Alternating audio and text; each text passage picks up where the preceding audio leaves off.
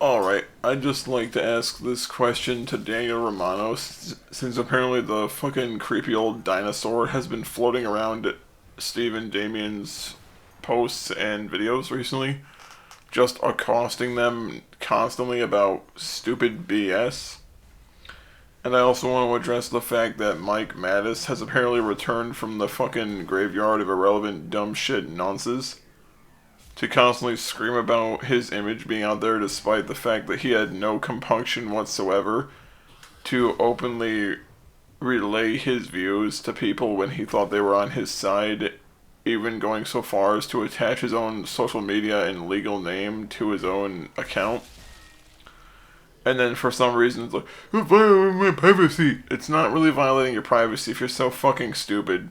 You basically use your first name and the initial of your last name. It's not really something that requires a lot of detective work. You don't have to be Sherlock Holmes to fucking figure out what that M in the initial means after having almost 2 straight years of your name floating around because you're so damn dumb. You started literally trumpeting your pro-pedophilia bullshit to anyone that would listen, regardless of the fact that all the things you say are proven to be anecdotal and don't really amount to shit when you compare them to evidence that's collected by a wide array of sources instead of your pro-contact pedophilia rags that you constantly try to cite as though they are somehow an accredited scientific journal. They're not. The reason that those studies are anecdotal is because those studies are only counting the outliers or exceptions to the rule instead of counting the dozens, if not hundreds, of other people for each one that are negatively affected. If you have, for example, 5 people that say they don't know how they felt about it, and then 2 people that say they were not negatively affected, for example. Now, these are just figures I'm throwing out there, they're not the exact numbers. The exact numbers in total, if I remember the studies correctly, were like maybe 2 to 3% feel like they were not negatively affected, and another 3 or 4% said they were unsure. So we're looking at maybe an 8 to 10% combined between I don't know how I feel about it and the 2% saying, well, I personally don't feel it bothered me any. But even then, that's a 2% variation that could easily be because of conditioning and because of grooming, to the point where the person is so heavily conditioned to believe that it's normal that they don't see it as harmful because of it. Because of how heavy the conditioning was. But that's neither here nor there for this particular video. The fact is, if the two of you weren't constantly accosting people like a pair of assholes, people wouldn't feel the need to even address you or look at you. You know this. Let's be honest. For the sake of argument, let's just play pretend. If for whatever reason Damien, Steve, myself, and others like us lost our place on YouTube, like for whatever reason, if YouTube like perma-banned everyone's IP and just made it so that they could never create another account ever, it wouldn't change the fact that hundreds of people know the kind of people that the two of you are.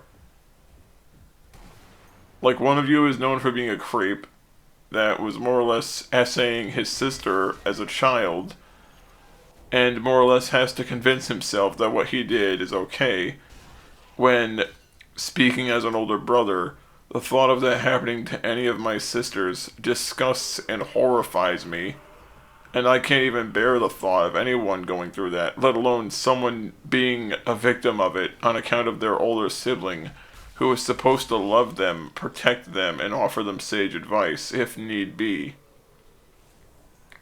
But the fact is this. One of you is known, like, Mike is known for being the fucking sister fiddler, and Danny Boy is known for being a creepy a creepy hebephile. I don't know why I mix those two up, sometimes they're not the same.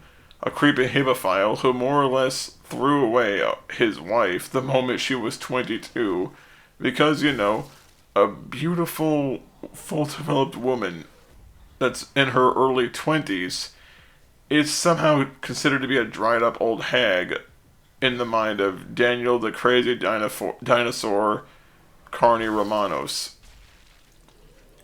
I mean, let's just be clear here, dude. Your writing is crap. And the reason I say it's crap is because your writing, it requires that people either know about Doctor Who or know enough about it to somehow understand the parallel references you're making in your writing. But then at the same time, you claim it's a parody, but a parody actually requires humor and wit and the ability to take an idea, flip it on its head for the sole purpose of entertainment, which you don't do. You basically stole someone else's intellectual property and then turned Doctor Who. You turned the Doctor from a pacifist who simply wants to rectify history's problems and to more or less act as a guardian over reality and time itself. And you transform the Doctor from a character that is important and actually serves a major purpose in his universe, and you turned him into a creepy fucking predator that preys on middle school grade children because he has nothing at all to do with his hollow little existence except seemingly go around looking for nothing and predating on young women. Well, I shouldn't even say young women, they're fucking children still. I mean, it'd be one thing if he himself was like 13 to 15 and also dealing with people his own age, but that would be a whole nother kettle of fish and a whole nother thing. But the fact is, you're nearly 60 years of age, sir, and you're writing that fucking horse shit pretending to be some sort of accredited author. It doesn't help the fact that the entire time you're writing this BS, you're following other people around on their personal pages, fucking with them and trying to antagonize like you're some creepy fucked up teenage girl that found out that the person that they're interested in or the person that they might have a candle for is just ignoring them and shunning them and treating them as though they're just a fucking headache to deal with. And to be honest, you are a fucking headache to deal with, but you're not a headache because you're actually substantial enough to warrant medication to treat. You're a headache in the sense that you're some creepy irrelevant boomer who's clinging to the notoriety and infamy he might have generated during the satanic panic era of our country's history. And that's it. That's all it really is. It's basically just a sad, decrepit old man trying to pretend that his life is great, when the reality is, if his life was really that happy and that full of stuff to do, he wouldn't feel the necessity to be up everyone's ass, constantly screaming at them and trying to get people's attention. Like, there'd be no point. If you really were so happy with your life, you wouldn't feel the need to do any of that shit because it would just not suit a purpose. A person who's happy with their life doesn't need to go around and try to beg for attention from people that can't fucking stand them. It's just not what a happy person fucking does. Like, a person that's content with their life, who's kind of like at peace with themselves, doesn't randomly decide to go up to people roughly a half or a third of their age and just at them obsessively in their comments section, bitching and whining because for whatever fucking reason, it's like you just can't live without getting acknowledgement from people that dislike you.